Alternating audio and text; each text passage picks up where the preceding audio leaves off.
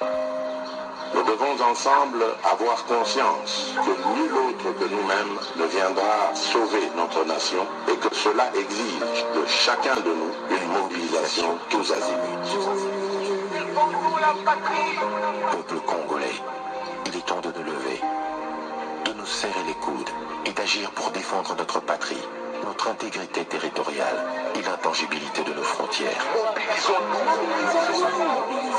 La République démocratique du Congo est victime d'une nouvelle agression rwandaise et des actes criminels et terroristes du M23. Ils ont juré Batela Ekolo, Bindele Koyate.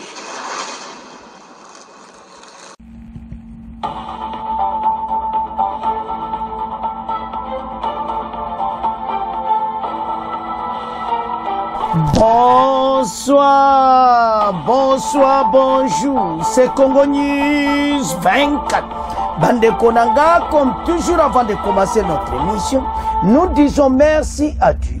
Nous disons merci à nos chers abonnés et téléspectateurs qui nous suivent partout dans le monde et en RDC. Bande Konanga, soyez les bienvenus. À la une, chers téléspectateurs, on va commencer cette émission Bandeko sur rapport Yaonu Kagame Kroui par nouveau rapport alors Bokoyoka Tereska Ikwamba akoloba Bandeko nangai Wagner awoka kayindi sinandega muketi alors Bokoyoka ba réaction par ces communautés internationales bazopesa ba sanction ti tozala connecté. Deuxième point, chez téléspectateurs, suivez la décision de la RDC sur le plan rwandais. 30 ans de guerre. Trop c'est trop. Pas de cesser les faits. Bango baboy biso pe aleto avancer na masolo. Alors boyoka masolo oye wuti na likolo. Tozala connecté. Troisième point, chez téléspectateurs. D'intenses combats bandeko. Depuis ce vendredi 10 janvier au Kakasomo sur plusieurs fronts et puis tozokende vers la libération de Rubaya. Tous à la connecter. Chers téléspectateurs, émission de Bandi et committant tout cela ensemble, ma solo yamboka. Bandi kotoko ban émission de sur rapport ya ONU. Oyo depuis bimina janvier awa, ma kele la kosakanati. Ndeto lobawa, Kagame a comme une situation difficile. Mais mawazani, Occident zo lobana. Kagame a bien sa Soudanais, rapport et bimipe, mais bazo pc ba sanctionné. C'est ça le problème. Alors, ministre Affaires étrangères, aïko yindi sa yaouma berope ba olinga Tereska Ikwamba ti. Aza trop direct et panaban. Alors, maintenant, situation de Zanango, Kaikwamba lobia. Mauvaise nouvelle pour la Kagame parce que situation d'enge commis. Fari atika ba administration ba Soudanais na RDC. Na ba rapport ebimi, na ba condamnation wuti partout. États-Unis pesi, Union européenne, Kaikwamba lobby même na allié na yé. Royaume-Uni. Pourquoi le allié na yé? Parce que yaza na katia ya Commonwealth, donc ba anglais, bazaka pour Kagame. Mais même bango pe ba lobby ki abimi sa batuna même mawana biso ezani. America lobby. Europe à lobby. Mais il n'y a pas de sanctions. Kolobawana Kagame azo kelo côté. Kagame aza mutaba négociation te. Kagame aza mutaba action. Au sali action pané yindi. Toloba kiam. Ete Kagame gero yo yako tika boyeta. Place ya zolia na batuna eti tokoke na bango na suka. Tozo yana poisuka. Tozo kelko libérer ti Rubaya. Donc phare de ça na position de force. Mais wana tozo ya wana poisuka. Alors, maintenant rapport à ONU bimi. Kagame a commis une situation difficile mal vue. Et ba lobby awa. Des voix s'élèvent partout dans le monde sur Kagame. Donc, et comme moment yoka, soka yokite est grave. Mais rapport au nyoto kena malembe, tokoyoka rapport nengi bimi, après tokoyoka Kaikwamba, ndenga lobeli Kagame. match eza mobulu totanga den temps oyo kaka makambo eza minene na kosakana ngo te bandeko na ngai passe na intense combat makambo ebele. Kagame cloué par un nouveau rapport de l'ONU sur RDF F23 suivait Thérèse Kaikwamba. Ministre Nabiso alobi parce que situation oyo condamnation eza penati mais baza koloba mais biso za na besoin condamnation parce que la communauté internationale azolobe le côté mais biso za na besoin que ba condamner ye. Mais tant bozo kako bolobi des sanctions kako nous bazo condamné o boyena boy non et comme tambalo na Kagame abima parce que tant bazo loba et situation tous en za somo baza au condamné les voix c'est les partout mais toujours monati ozomona biso za na besoin tout le monde que voilà va condamner Kagame parce que nyonso bazoloba o eza rien mais totanga nanu bon auto avance et c'est de la EDC des experts de l'ONU détaille le mouvement du groupe armé F23 et les forces rwandaises en République démocratique du Congo tandis que l'armée congolaise accompagnée des groupes armés Wazalendo est en pleine offensive pour reprendre le contrôle des sites occupés par le groupe armé RDF F23. Un nouveau rapport du groupe d'experts vient de confirmer le mouvement du groupe armé de Rwanda. Et maintenant, d'après les experts, les forces rwandaises de défense ont continué à apporter des soutiens systématiques au F23, à recevoir des instructions Yamakenga. Et puis, selon les rapports de l'ONU, entre 3 000 à 4 000 soldats rwandais sur le sol congolais. Alors, en octobre, les forces spéciales rwandaises auraient d'ailleurs appuyé les unités du M23 par la prise de localité de Walikali. Les chefs du M23 auraient multiplié les rencontres avec les groupes armés, avec la prise de la cité minière de Rubaya, administration parallèle en place, ou encore avec la prise de la localité de Kanyabayonga. Makamutu va rappeler dans le rapport ONU que l'armée rwandaise est en tête. Les experts des Nations Unies mettent par ailleurs en garde les RDF F23 pourraient former des alliances avec d'autres provinces, notamment dans l'Ituri et Paiwapi. Bafundi Thomas Lubanga azosala ba coopération ya Zaïre à côté de AFC. Voilà ma kamondengeza. Mais problème tout ça n'ongwezani. Bato yoza mawato. Il dénonce Bazako condamné, mais Bazako lobate koloba clairement. Parce que bana rapport ebimi, des voix s'élèvent contre Kagame. Mais là, on est au Salamawa. Que bateau yo, Bazako yo kate. Bateau oyo, makambo ezaboye, mais ba sanction ezati. Atabo lobby. Et ça mawa. Parce que biso zana besoin était bango balobana Kagame abima a quitté le sol congolais na ba sodanai. Mais bango bazo pese ba sanction ti yangwana yazo mona normal. Osomona. Parce que rapport ndenge bimi bandeko ezo senga vraiment que sanction et bima. Mais tant que sanction ezati. Et à Mawatro, ndebozo monana en rouge, nouveau rapport de Kinshasa se demande pourquoi il n'y a pas de sanctions contre le Rwanda pour son rôle de stabilisateur à l'est de la RDC. Pourquoi pas sanctions? Alors, Toyoka na un rapport, après Toyoka Kaikwamba.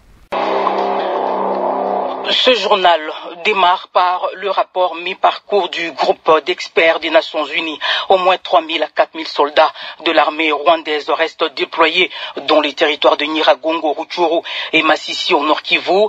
C'est ce que révèle ce nouveau rapport transmis fin 2024 au Conseil de sécurité. Ce rapport onusien confirme à nouveau le soutien systématique du Rwanda au M23. Selon ces documents consultés par Radio Okapi ce jeudi, les experts de l'ONU démontrent qu'à la fin octobre 2024, les troupes de la RDF ont soutenu l'avancée du M23 dans les territoires de Walikale. Chaque unité du M23 étant supervisée et soutenue par les forces spéciales de RDF. Le point avec Grace Amzati. Ces rapports révèlent que l'armée rwandaise utilise une technologie militaire de pointe qui a assuré la suprématie militaire de la coalition AFC M23 au Nord Kivu. Le groupe d'experts a continué de rassembler des preuves sur l'utilisation par le M23 et les RDF des technologies et des matériels militaires sophistiqués.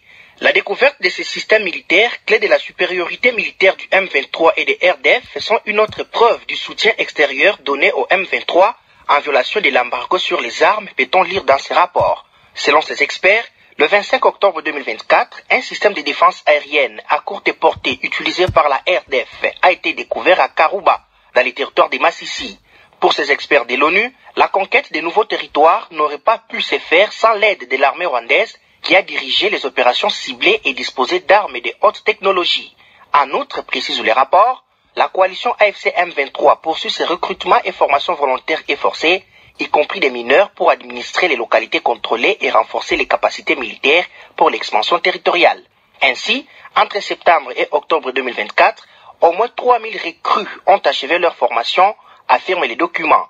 D'autre part, ces rapports notent que malgré les appels répétés lancés au gouvernement congolais pour qu'il mette fin à son soutien au FDLR, celui-ci, hormis la brève opération menée contre les FDLR Foka, a continué de s'appuyer sur les VDP Wazalendo et les FDLR et à coopérer systématiquement avec ces derniers. Banamboka toyoki makambo rapo. Makambo yo batangi nyonso na RDC. Communauté internationale de rapport angwana babimisi kuti ya sika. Me bazolo bana Kagame nini? Kako Kagame bimisa basoda na yo. Kagame bimisa armée rwandaise. Kagame, mais il est illégalement sur le sol congolais. Bokoyo katereska ikwamba ninga lobeli bango. Bandeko, makambo za clair wana rapport wana. 3000 à 4000 soldats rwandais na kati ya RDC. Bazo yenga. Bazo salo dans tout ça. Communauté internationale bazo pesa ba sanction ti. Bozo mona teke baza contre biso. Bozo mona teke biso toza na pui moko te pa bato. Bozo mona teke bato balimbo kana biso kaka donc passe na bandeko. So oza na richesse. Mokilo bakolinga yo te, c'est pour ça qu'ils nous aiment pas. Mais nous tozo maintenir position na biso. Ah Fati. Tabo continuer na direction boza nango. Bolanda banguna Congo te bandoki ya Congo te. Bamindelo bazo ba aventure bazo sala. Royaume-Uni alobi na Kagame bimisa basoda na yo. France alobi bimisa basoda na yo. Mais tozo mone le côté. Il n'y a rien bazaka kotia kaka makelele. Baye ba lobby. Mais quand vous dénoncez que l'armée rwandaise est na RDC, mais ba sanction felanda. Yango tina ministre affaires étrangères azo lobela bango pa ko continuer ko lobela bango. Bazo salani. Il n'y a rien du tout. Et comme étant bisoto réagir oyoka kana violence moka makasi na bato bayoka pena sombalo FARDC masolo kito mais toyoka condamnation en France après toyoka kaikoma ninga lobeli bango parce bazo lobaka Kagame bimisa bato na yo mazo pese sanction totanga bon après toyoka kaikoma parce que trop c'est trop. Tozana siwana. Nouveau rapport de l'ONU Kinshasa se demande pourquoi il n'y a pas toujours de sanctions. Pour nini, ba sanctions exactes et que c'est pas sous juste parce que l'armée rwandaise basa sur le sol congolais. osomona situation oyo ekomi nde bazawana bazana problème. États-Unis, France. La France a condamné jeudi 9 janvier, donc c'était hier, les récents affrontements dans le Nord Kivu à l'est de la République démocratique du Congo et s'est dit préoccupé par la prise de Masisi Centre par les M23. Bon, RDF, M23, pour bamba benga akaya bongo, mais il faut benga on penana komba on nengeza. Alors, qui constitue une rupture de cessez-le-feu conclu le 31 juillet dans le cadre du processus de Luanda. Dans une déclaration publiée par son ambassade en RDC, la France fait savoir que ces événements compromettent les efforts de paix essentiels conduits par l'Angola dans le cadre du processus de Luanda auquel la France réitère son soutien afin de trouver la solution durable au conflit. Kagame azana baboule mususu koto yo baso condamné mais le la sanction ate Kagame aza mutubo lobela ka ete yaza mutubo bambie sanction mais Thérèse Kayikwamba alobi Kagame mauvaise tampona yo toyoka Kayikwamba. Bonjour à tous, au micro, Noëlla Luzitu Kabambi. Plusieurs pays dans le monde ont élevé la voix pour condamner le Rwanda sur l'agression de l'Est de la RDC. Même la Grande-Bretagne, l'allié inconditionnel du Rwanda, a cette fois-ci élevé la voix pour condamner la prise de Masisi par le M23 avec son allié le Rwanda. Ce constat a été fait hier lors du briefing de presse co-animé à Kinshasa par la ministre d'État en charge des Affaires étrangères, Thérèse Kayikwamba, le porte-parole de l'armée, le général Sylvain Ekenge, et le ministre de la Communication et Médias, Patrick Mouyaya. Mais pourquoi toutes ces condamnations ne sont pas accompagnées des sanctions contre Kigali? Thérèse Kayikwamba, chef de la diplomatie congolaise, affirme que la RDC prend à témoin tous ces États membres des Nations Unies qui manquent à leur devoir par leur silence accablant qui a permis au Rwanda de tuer, piller et violer en RDC pendant des décennies. Les propos de la ministre d'État, ministre des Affaires étrangères, Thérèse Kayikwamba, sont recueillis ici par Blaise Shindani. Ce qui est important, c'est que nous prenons tous ces pays-là pour témoins et nous n'allons pas arrêter de leur rappeler aussi que eux sont en train de manquer à leurs obligations devant le droit international. C'est le plaidoyer que nous menons, ce sont les démarches que nous menons. Spécifiquement pour la question du rapport du groupe d'experts, nous allons aussi adresser des recommandations spécifiques au comité de sanctions des Nations Unies. Pourquoi? Parce qu'il s'agit de sanctions individuelles. Nous allons dresser une liste d'individus qui, selon nous, doivent être sanctionnés et le régime des sanctions des Nations Unies le permet. Mais nous allons aussi recommander des mesures, justement, pour punir le Rwanda dans le cadre de ce qui est déjà fait et ce qui existe dans le cadre des activités du comité de sanctions et du Conseil de sécurité. Donc, certes, c'est frustrant, je le reconnais tout à fait, mais encore une fois, nous prenons tous ces pays qui se disent nos partenaires, nos alliés, tous ces pays qui nous donnent des leçons sur les droits de l'homme, nous les tenons aussi responsables pour leur silence accablant, qui pendant des décennies a permis au Rwanda de tuer, de violer et de piller en République démocratique du Congo. Et l'histoire ne sera pas généreuse par rapport à leur silence. Je pense en effet que ce n'est pas une très bonne semaine pour le Rwanda aujourd'hui, en tout cas en termes de relations publiques. Il y a eu plusieurs condamnations venues de plusieurs partenaires, mais aussi ce rapport accablant du groupe d'experts des Nations Unies qui parle d'une présence de près de 4000 soldats rwandais sur le territoire souverain de la République démocratique du Congo, mais aussi une expansion territoriale. Il s'agit d'une occupation ciblée de notre territoire souverain. Il s'agit aussi d'une campagne de terreur qui pousse les civils congolais et congolaises à fuir leur lieu de résidence, à libérer des parties entières de territoire, et c'est aussi une campagne qui cible justement l'exploitation illégale et illicite de nos ressources naturelles. Ce rapport est extrêmement accablant et nous montre à quel point justement cette campagne est une campagne qui n'a rien de noble, qui n'a pas du tout pour vocation de protéger quelconque population congolaise, mais que c'est une campagne d'expansion, une campagne d'occupation et une campagne de pillage. Et les premières victimes sont nos civils congolais et congolaises. Bande Kotolandi Minafet, ministre des Affaires étrangères, clairement. Exactement comme Kagame place à combattre les choses. Bim Saleka qui voilà, na tikinanga guerre. Aotikango. Aotala ba koltan des autres marubaya, ne te yanto zo bote la rubaya. Na somi kivu, toza ko kende to bote la ba côté, mbongo na bango ekota ka d'abord. soto botoli ba kote wana boko mona bitumba neko ya ndongo parce que bango il faut babima kuna na Rubaya abazo kene kuna metozo ya na pona alors tereske kwamba lobi ke bato yo eza tant moko pona bango communauté internationale ba lobi même Grande-Bretagne o aza allié na yi a lobi ka bimisa bato na yi donc soko tali Kagame maintenant a un problème sur lui. Mauvais instant pour lui. Yangwana mon ministre des Affaires étrangères dans abeta kama sone direct bolandi wana. Directement. Basa la situation moko faut ba yoka. Guerre mais on ne peut pas continuer comme ça. Notre pays est un pays indépendant. Toko supporter que l'armée rwandaise vende sur le sol congolais. Nandenge zokende. Et que ce que la bateau m'a dit. Badjo ba sanction ba pesa Kagame. Parce que biso za d'accord na ce qui se passe. Alors, bana mboka. To komotika premier point rapport à unina maboko na bino. To kena deuxième point oyo ba konzi ba dju ba décision ko sakanati. Ba le bigueru e sali 30 ans. To ko continuer bouete bana Goma abotama na 94. A comme le long à 30 ans, quand on a 4 guerres, bah j'ai non bah la pose à paix à vie. Ando boyoka. Makamuya ya lobby. Pays eko continue boyité. Gouvernement zo ba direction ba décision ya makasi, ba décision makasi pour na est.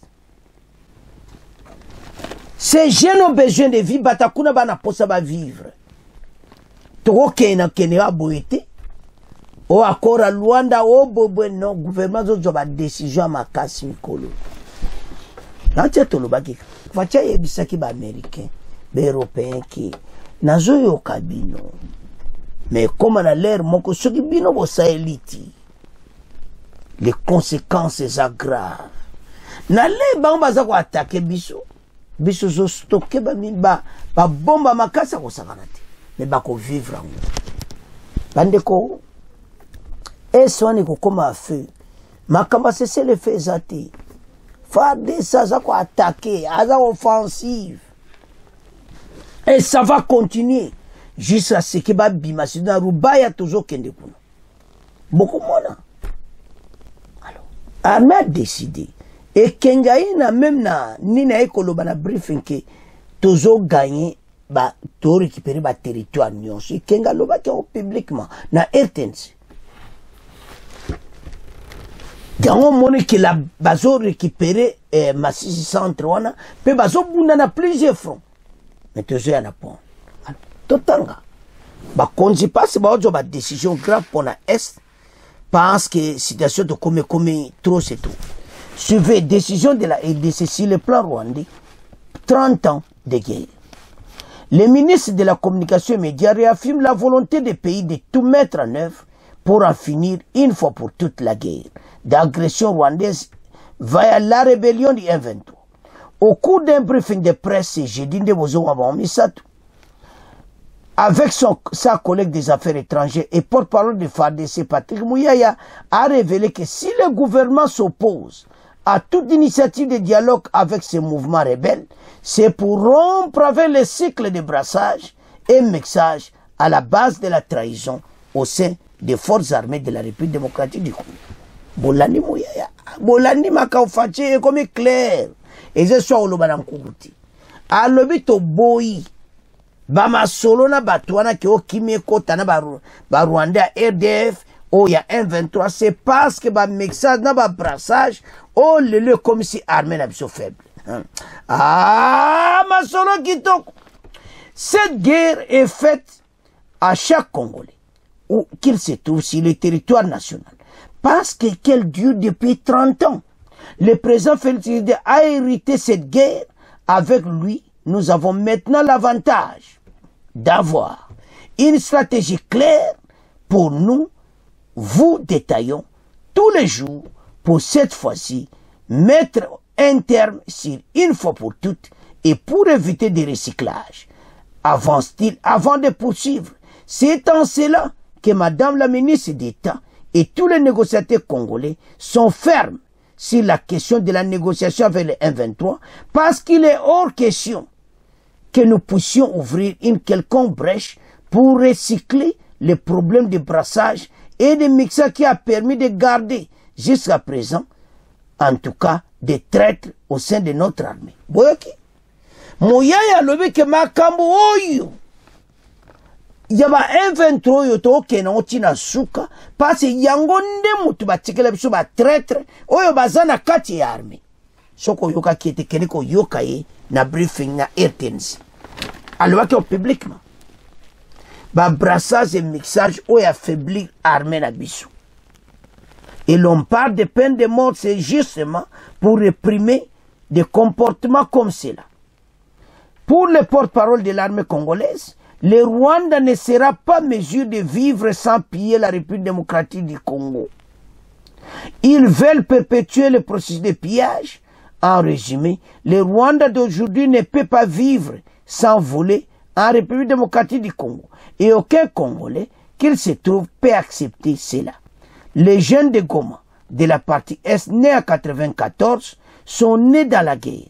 Ça fait 30 ans pour ces jeunes-là. Il a besoin qu'ils pensent aussi autrement pour ces jeunes qu'ils ont besoin de leurs enfants cessés dans un pays pacifié. Et c'est pourquoi le président de la République, il y a une décision bandeko. Ah, botanga na sewana mokonza mboka pelisi moto. Eyinda kaka na nenga kosakana te donc match mobulu awe donc eyindi mabe. Alors boyoka fatisi kona sewana. C'est pourquoi le président de la République se bat. Et c'est pourquoi on va être plus tranchant. On ne veut plus laisser une quelconque forme de manipulation, une quelconque forme d'intrusion rwandaise dans notre opinion et dans notre environnement, quel que soit le canal, à ajouter les généraux Kengi. La FARDC. Le bon makambo. Ba brassage, ba mixage na kati armée, to boyi yango. To linku suko sentir yango te. Gouvernement zana raison. Avançons. Bana moka, tolandi biso nyonso Patrick Muyaya. Balobi makambo nyonso nde tomoni toobunda. Tozobunda pona mboka. Tokozonga sima te. Boyela biso makambo ba mixage na ba brassage. Mutu akondima ngo azati. Mutu akaccepta ngo azati. Voilà. Tango toyebisa bino tabala mboka. Bato baza mabe. Makambo esali 30 ans fachi a hérité yango aye okuta yango. Yango bato nyonso oyo bazaki na dirige mboka o liboso. Batiki armée rwandaise ba dirige armée na biso. Mouya yo kisoni ta lobi clairement. Brassage et mixage oyo lelo yo. Batiki biso ba traître tisu ko baza. Tango bien. Mouya lobi ti lelo baza na kati ya armée. Zambe nangai. Nana yeli biso Kagame. Notre armée est comme faible parce que makamutu bosolo lebimi. Ba Rwandais banakati. Si des gens doivent vivre ça pena ma bé. Et maintenant le commandement baza insulté, tu comprends non? Bazati. Mais bazana kati armée wa. Mais baye makambo to solo là. Baza ba Rwandais d'origine. Quelques-uns batikala lelo na FARDC. Mais baso l'action directe baza bien. Bon Dieu basa la boulot bien. Mais baza na bon ba traître. Toye bibango. FARDC ayi bibango. Moya lobi yango monto telemi ferme. Kagame eza la première et la dernière fois acha ma colonel lisusu na kati ya ADC. Donc ndenge toko bimisemba la oyo akoya lisusu te. Moya lobi Kagame ne peut pas vivre sans la République démocratique du Congo. Les Rwandais économie nango ko koya par terre so do kangika robinet. Baza sur la place de Matieta. Yango ozomona bazo créer ba guerre. Mais autre sala mbalo eza toko benga na bango na force. Tala bateau faut ba kene kaka na force. yango moni FARDC aza na kati ya bitumba nde toloba awa. Masisi centre tozwa yango mpena très bien, tobengani bango bakei Rubaya to récupérer, mais tozoya na point. Alors maintenant so tala maintenant so gouvernement comment le va polele boy ke loko to boya bato yo ba masolo pamba pamba zangatina, c'est parce que baya na makano ba brassage na ba mixage na kati ya FARDC yango nde ba tikeli biso ba traître yango moto tie peine de mort pona bango o baloba kesi eyindi eyinda kaka toloba kaka polele kaka pati muyaya bangiti bakosala biso eloko te. Et puis le président de la République a dû décision à Makassi que pour continuer, on ne peut pas céder ces gens qui sont là na bango. Bateau to coopérer jamais na bango. Le lo batiki bango biso ngona kata RDC des traîtres. Armée na biso ko continuer ko bunda et nous allons gagner. Alors bana mboka bolandi ba konzinde ba lobby guerre umeli mingi ifuisi la siku match za mobulu soki ba komolo ba polele ça dit l'air est grave. Notre armée a la position makasi o kaki FARDC bende le koyati tokende dieto wana point ya guerre. Notre armée se comporte très bien. Tozana masisi sang toujours sabino très bien tozawana bitumbe zo continue pona kozwa masisi ya mobimba bango bazongaki mais biso to tikiti pour to laksa bango ke biso pe to comme na force to ko récupérer ngo mobimba masisi centre mobimba avant wana bazaki na ngungu bokolanda ekenge en direct ngungu asoloba. Parce qu'on va finir avec ces gens. Batte photo pengamo notre armée est déterminée. Mouta okoka misu azati. Les Congolais font la misu. Nous allons gagner cette guerre et puis bateau yo tokotika bango na qu'est-ce que c'est. Nous avons une armée bandeko. FARDC. Toyo ka guerre onde etoka. Bon auto avance. D'intenses combats sur plusieurs fronts vers la libération de Rubaya.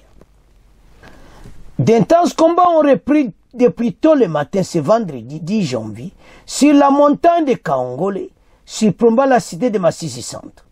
À plus moins de 80 km à l'ouest de Goma, dans le territoire de Masisi. Selon la société civile locale, c'est l'armée, appuyée par les miliciens voisins, qui ont lancé l'assaut dans le but de reconquérir les chefs-lieux de la territoire de Masisi. Des détonations d'armes lourdes et légères résonnent dans la région, créent une psychose au sein de la population restant à Masisi Centre et environ. En tout cas, Masisi se réveille sous des tirs qui sont signalés aux alentours de Kaongole. C'est une montagne qui surplombe Masisi Centre. Ce sont les FARDC et les Wazalendo qui ont lancé les offensives pour tenter de récupérer encore Masisi Centre. Rester à Masisi Centre, vivre dans la psychose totale parce que depuis que les affrontements ont eu lieu, ce sont des tirs entendus dans la cité. La population et la désolation totale, a confié Voltaire Burundi, président de la coordination de la société civile Force Vive de Masisi. Il renseigne que la population qui a fui voulait regagner la cité de sa reprise mercredi dernier par les FARDC et les Wazalendo. Et dispersés partout, mais la grande partie s'est dirigée dans les territoires de Walikale. Il y a ceux qui sont déjà arrivés à Kibwa, dans les Walikale profonds, la vie est difficile à cause des intempéries, parce que Nyamadonde, on parle déjà des situations difficiles. Sur d'autres lignes de combat, bande kota tozo bunda na ba ligne belé. Bozoka bande konangai. Tozo bunda na ba ligne kosakanati.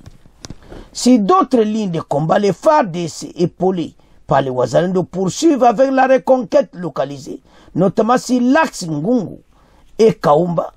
Au niveau de Ngungu, vers Munguzi, axe Kashumba, Kisipom Rubaya. Donc, Tokoboto la Rubaya. Les Wazalendo avec les FARDC sont en train d'avancer vers Rubaya. Bozoka. Bazako avancer vers Rubaya. Tozo boto la Rubaya. Parce que on va comme un problème. Bazan armée minité. T'as pas poto zako bundati. Sur plusieurs fronts, bisozan armée mounene. Tozo tini kabilo kamoto. Kagame saison bazana situation difficile. Alors, FARDC et Wazalendo sont en train d'avancer vers Rubaya, mais aussi vers Rushoga. Ils avançaient vers Karuba. A dit Voltaire Barundi, président de la structure studentale de Massissi. D'autres combats, encore la coalition FARDC et Wazalendo, elle est appuyée par l'armée dans l'agglomération de Axe Buremana Minova, toujours dans les territoires de Massissi. Donc, Massissi et Zana Moto et Zakopé là. C'est-à-dire il y a plusieurs fronts. Donc, Bitumba Oyo, Tozo Boudango partout. C'est dans ce cas de collines de Ndumba et Kachangunga où les forces loyalistes ont-ils l'ascendance sur la coalition de RDF F23. Selon Jean-Dieu Bakwagourma, président de la société civile du groupement Chaga, jeudi, le porte-parole de FARDC, le Sylvain Kenga, a rassuré que la détermination de l'armée a récupéré toutes les zones et mettre fin à cette agression rwandaise. Toujours récupéré maintenant la zone Nyos. Toyoka Kibango, Talafacha Mayeli. Zeli batoyo américain, voilà c'est les faits. Ayoki bon, mais là zone kabazo sabon ki nasuka biso tokosa c'est les faits oti. Yango bandi. Guerre pene bandi yango. Kagame ses hommes bako sentir biso zana force ko le kabango. Kagame makeye la pamba. Bango bazana 3000 à 4000 soldats, biso kuna to sopi combien? Ce qui va 20 000 ti. Là, bazana problème sérieux parce que nous avons une grande armée. Et puis on va gagner ces guerres. Alors, sans plus tarder, Toyoka na masola kitoko. Toyoka. Ndenge guerre zokende. Et puis Toyoka. Guillaume Djike, porte-parole na biso FARDC menaza basé na Ngungu. Boyuka comment est-ce toujours récupéré yango. Match eza ko sakanati. Tabana mboka, guerre yo. Biso zaba vainqueur. FARDC vasi. Sala biloko beta biloko moto. Ezaya ko inda. Esie indi. Tolanda. Sur le terrain au Nord Kivu, de violents combats opposent l'armée congolaise et ses alliés, les Wazalendo, au M23 appuyé par le Rwanda, se poursuivent ce vendredi dans les environs de l'axe Chacha-Bweremana. C'est notamment sur 4 collines surplombant cette partie du groupement Mufunishanga dans le territoire de Massissi. Bernard Danyangui. Des tirs d'armes lourdes et légères sont entendus depuis 6 heures locales du matin ce vendredi sur les collines Ndumba, Kashingamutu et Nyenyeri et Munanira, indiquent les sources civiles dans cette partie du territoire de Massissi. Elle précise que ces combats sont ce vendredi à leur 3e jour dans cette zone inhabitée. Certains de nos sources parlent des Wazalendo qui s'approcheraient présentement de la localité de Kiluku, dans les proximités du village Chacha, repoussant les attaques du 1-23. Un calme précaire règne ce vendredi dans cette cité, chef-lieu du territoire. En revanche, d'autres combats sont signalés dans le village de Mufunzi, près du centre de Ngungu, où l'armée congolaise et les Wazalendo poursuivent depuis quelques jours une offensive contre la coalition M23 AFC, soutenue par le Rwanda. Goma. Bolandi ndegere kende FARDC na Wazalendo en direction de Rubaya. Wana kote mususu sadi to kaboli pa tozana armée munene ba mususu bazo bunda na Massissi centre ndeto ala tozi ya ka nouvelle que de récupérer ngonyoso mbaleza ko récupérer ngonyoso ba mona na lisusu ti na ba bombardement na ba drone kamikaze toza ko utiliser tout. Alors maintenant un autre groupe bazo se diriger vers Rubaya tozo boto la Rubaya. Et un autre, parce que tout le monde va sommer qui voit tout. Pour moi, ne peut pas financement na bon zouta. Bande osoto boto Rubaya, Kagame sili. Ba kop nezo kota mai na ndenga kosakanati. Alors, c'est tout tala biloko aboli. Bitumba oyo eza na kana biso tozo gagner yango Congolais bozomona Guillaume dit que bolandi ande azoloba l'aise na vidéo tala soma solo ya vrai o tala ka mutu ndenga azoloba tala Guillaume dit que ndenga utolobana ozoka so juta sur lande lisusu azana ngungu pour parole à faire d'ici donc muta okoka biso azati nous allons gagner cette guerre monguna akomona na lisusu ti tala bakomi na problème nde bazawana bazoluka na yebite ndeni bakokosala bakomi na suka tozobenga na bango bakomona na lisusu te et puis ba vivre bamona pena kibiloko ya moto bandeko armée tellement tozo ebele to séparant on a plusieurs fonds to lasika game mena l'offense boyiba ke FARDC muto alansa ki offensive tozo boto la Masisi centre et puis tozo boto la Rubaya Kagame mayele siri yeba ke baki ko négocier na ba groupe armée Zaïre tala Kagame azaba soda mingi bakoko sila peka na esoto silisi armée rwandaise mobimba bakokisi na bango ata 15,000 oti donc nena bake 4,000 bakozonga kigaliti na mouvement de tokeni bakozonga kigaliti donc Kagame ayebeke ndega atini 4,000 aller simple to laksabino makaboto zolo babansu bazo comprendre anguti tala omoni bato to bazaki na ba PPD to lo ba gouvernement Kabila bato ana nyonso o bazakuna boyebi bango bazana epa ya nanga les AFC soi-disant avec les RDF 23 batouana ils sont partis là-bas les simple batuna bomba tika na EDC tozo ko avertir bino que cette guerre victoire est à Bissou. Batouana baza déjà condamné à mort na mutamba Simon boza condamné à mort. Trahison ya RDC. La peine de mort ko yamba bango. Alors, surtout la menace situation, bozo comprendre que toujours kende bien. Bo comprendre que FARDC na wazalendo bazo kende direction attaque à Rubaya. Biso to lancer bo offensive. Fait vérifier Pesameli. Pourquoi? Fachi azakoyoka mindele wana. Fachi très sage. A condamné bango siko le bomoni. Ba cesser le fait ndenga na perdre ba territoire. Pona ba cesser le fait na bino. Mbala otoyoka bino lisute bango cesser le fait. Boye sende Rwanda atika. Tala match ondenge zoke. FARDC en position de force. Masolo kitoko. Fatibo bakse minduki ya kitoko. Peuple aza na posa yoka. Ndenge salama kitoko na Masisi centre. Ah non. Mwaba ndoki ya Kongo wali ya ba gagate to récupérer ngoli su. Bo rebe tozo récupérer ngoli su lelo.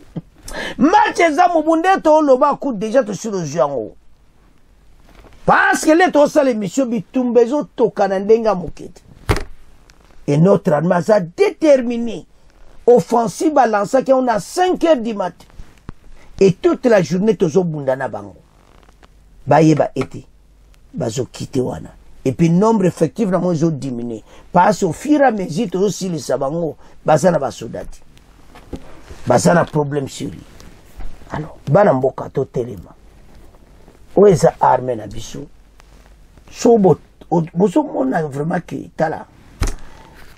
Ba Congolais, elo esalanga mawa.